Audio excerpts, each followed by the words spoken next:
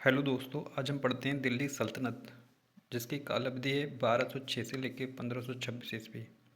जैसा कि हम पहले कुछ अध्यायों में देख चुके हैं कि मोहम्मद गजनी और मोहम्मद गौरी के आक्रमणों के परिणामस्वरूप अंततः भारत में दिल्ली सल्तनत की नींव रखी गई। 5 गुलाम वंशों गुलाम, खिलजी, तुगलक, सैयद और लोदी वंश को समग्र रूप से दिल्ली सल्तनत के रूप में जाना जाता है। शासक, जिसे सुल्तान कहा जाता था, तुर्की एवं अफगान मूल के थे। उन्होंने अपने साम्राज्य को न केवल उत्तर भारत के मालवा और गुजरात तक विस्तार किया, बल्कि उनका दखल दक्कन और दक्षिण भारत तक भी था। सल्तनत काल के दौरान भारतीय समाज, प्रशासन और सांस्कृतिक जीवन में व्यापक परिवर्तन देखने को मिलते हैं। चूँकि दिल्ली सल्तनत का काल 1206 से 1526 ईस्वी तक है, तो इसमें 5 हुए थे। जो गुलाम, जिसे इलवारी भी कहते हैं, वो 1206 से लेकर 1290 तक। दूसरा खिलजी 1290 से 1320 ईस्वी तक। तुगलक 1320 से लेकर 1413 ईस्वी तक, जो कि सबसे ज़्यादा समय तक शासन किया। सैयद 1414 से लेकर 1451 ईस्वी तक। लोधी, जो 1451 से 1526 ईस्वी तक था। इसकी एक ट्रिक होती है याद करने की। जो भी सीरियल वाइज याद करेंगे तो GKTSL, इसको बोलते हैं GKTSL। जी के, एक मिनट, GKTSL। ये T20 होता है, यानी कि सबसे ज़्यादा इन नंबर में, तो इसका मतलब हो जाएगा ये सबसे ज़्यादा रहा तुगलक वंश, जिसकी कालावधि 1320 से लेके ये सबसे ज़्यादा था, तुगलक वंश शासन किया। ठीक है। तो लेकिन हम पहले देखते हैं कि प्राचीन भारत जो सिंधु सभ्यता थी, फिर 750 ईस्वी तक प्रारंभिक मध्यकाल स्टार्ट होता है 750 से 1206 ईस्वी तक। फिर 1206 से दिल्ली सल्तनत स्टार्ट होता है 1526 तक। 1526 से लेके 1857 की क्रांति तक मुगल काल आ जाता है।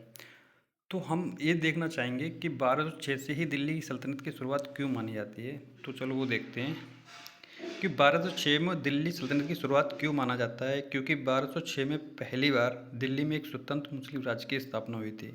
इससे पहले आने वाले आक्रमणकारी जो अरब के थे, गजनवी, गौरी, मुख्यतः उनका जो भी काम था वो लूट करते थे और विस्तार के उद्देश्य से आए थे, लेकिन वो दिल्ली में स्थायी शासन नहीं चला रहे थे। धीरे धीरे क्या हुआ, भारत इतना आकर्षक क्यों लगा इन आक्रमणकारियों को। भारत उस समय सोने की चिड़िया कहा जाता था। कारण क्या था? क्योंकि अत्यधिक कृषि उत्पादन होता था। मसाले, वस्त्र और रेशम, हीरे जवाहरात थे। बड़े बड़े मंदिरों में अपार धन, राजनीतिक रूप से छोटे छोटे राज्यों में विभाजन, एकीकृत राष्ट्रीय सेना का अभाव था। अगर यूपीएससी के देखें कि धन था इसीलिए विदेशी आक्रमण हुए, राजनीतिक एकता नहीं थी इसलिए आक्रमणकारी सफल हुए। मोहम्मद बिन कासिम जो पहला आक्रमण था, अरब का पहला आक्रमण था, वो मोहम्मद बिन कासिम ने 712 ईस्वी में किया था। उसका आक्रमण सिंध पर आक्रमण किया उसने, राजा धायर पर विजय प्राप्त की, उम्मद खिलाफत का सेनापति जो था। महत्व क्या था कि भारत में इस्लाम का पहला स्थायी राजनीतिक प्रवेश हुआ, लेकिन अरब आगे उत्तर भारत में नहीं बढ़ सके। क्यों नहीं बढ़ पाए? पृथ्वीराज, चालुक और अन्य भारतीय शक्तियों का प्रतिरोध था। दूरी और प्रशासनिक कठिनाइयाँ भी थीं। मोहम्मद गजनी जो 1127 ईस्वी तक रहा, वह कौन था? गजनी, आज का अफगानिस्तान का शासक। भारत पर लगभग 17 बार आक्रमण किया। उसका उद्देश्य था धन लूटना, स्थायी शासन स्थापित करना नहीं था। सबसे प्रसिद्ध आक्रमण 1025 में उसने जो सोमनाथ मंदिर को लूटा था। क्यों? क्योंकि मंदिर अत्यंत समृद्ध था, विशाल मात्रा में सोना चांदी और धन संपत्ति थी। परिणाम क्या हुआ कि अपार धन लेकर लौट गया, बाद में कोई स्थायी साम्राज्य स्थापित नहीं किया। जो मोहम्मद गजनबी था वो सिर्फ लूट के लिए आया था, उसने कोई स्थायी शासन स्थापित नहीं किया था। गजनबी तो लूट, गौरी आए तो शासन। क्योंकि मोहम्मद गौरी 1175 से 1206 तक, वह कौन था? वह गौर अफगानिस्तान का शासक, भारत में स्थायी राज्य स्थापित करना चाहता था। इसका उद्देश्य था स्थापित करना। आप गजनबी और गौरी में अंतर देखते हैं। गजनबी क्या था? लूट के उद्देश्य से आया था। मोहम्मद गौरी शासन के उद्देश्य से। इसने 17 बार आक्रमण किया। स्थायी साम्राज्य, मोहम्मद गौरी ने स्थायी साम्राज्य स्थापित किया, ये वापस चला जाता था, लेकिन प्रशासन स्थापित करने में गौरी आगे रहा। तराइन का प्रथम युद्ध 1191 में हुआ। किसके बीच हुआ? पृथ्वीराज चौहान और मोहम्मद गौरी के बीच। परिणाम क्या रहा? पृथ्वीराज चौहान विजय हो गया। गौरी क्यों हारा? राजपूतों ने सीधे युद्ध में श्रेष्ठ प्रदर्शन किया, गौरी की तैयारी कमज़ोर थी। दूसरे युद्ध में क्या किया? गौरी ने सीख ले ली और उसने क्या किया? गौरी ने हार से सीख ली, उसने सेना का पुनर्गठन किया, घुड़सवार तीरंदाजों का प्रभावी उपयोग किया, बेहतर युद्ध नीति अपनाई। परिणाम हुआ कि पृथ्वीराज चौहान हार गए। राजपूतों की हार क्यों हुई? क्योंकि यूपीएससी में पूछा जा सकता है कि एनालिसिस करने के लिए क्वेश्चन बन सकता है। तो राजनीति एकता का अभाव था, क्योंकि राजपूत राज्य अलग अलग हुआ करते थे।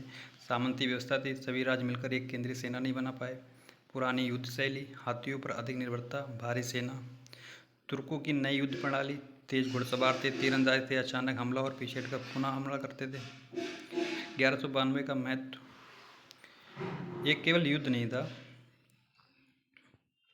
इस युद्ध के बाद दिल्ली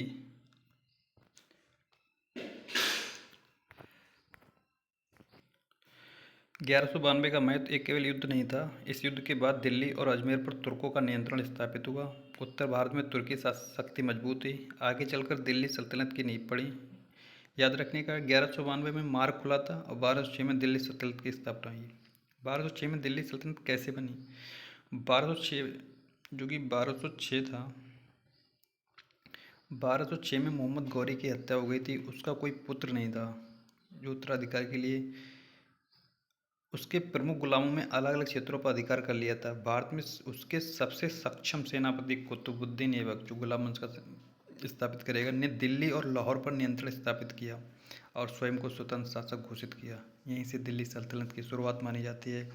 अब इस अध्याय का फ्लो चार्ट देखते हैं। तो पहले क्या हुआ, 712 में अरब का आगमन हुआ। मोहम्मद गजनी लूट के चला गया। मोहम्मद गौरी ने शासन का लक्ष्य रखा।